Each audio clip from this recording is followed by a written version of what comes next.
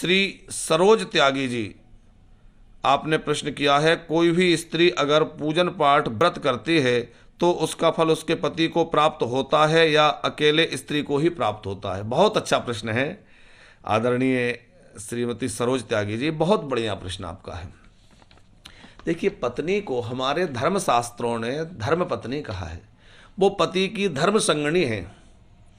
पति जो भी धर्मानुष्ठान करता है, कोई भी पुण्य कार्य करता है, वो चाहे जप करे, तप करे, तीर्थ करे, व्रत करे, दान करे, जो भी धर्मानुष्ठान अथवा पुण्य कार्य पति के द्वारा किया जाता है, उसका आधा भाग पतिव्रता नारी को, सती नारी को, उसकी पत्नी को प्राप्त हो जाता है। देखिए, हमने सती नारी शब्द इसलिए प्रयोग किया है कि जो स्त्री अपने पति के लिए समर्पित नहीं है, पति परायणा नहीं है, ऐसी स्त्री को उसका फल प्राप्त नहीं होता।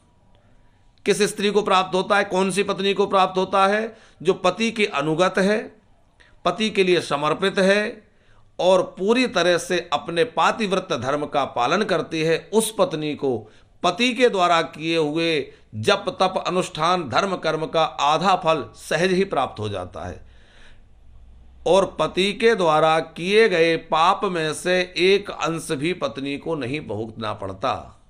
मानी पुण्य का आधा हिस्सा पत्नी को मिलेगा, लेकिन पाप का हिस्सा पत्नी के पास नहीं जाएगा, पाप का उसको स्वयं भोगना पड़ेगा।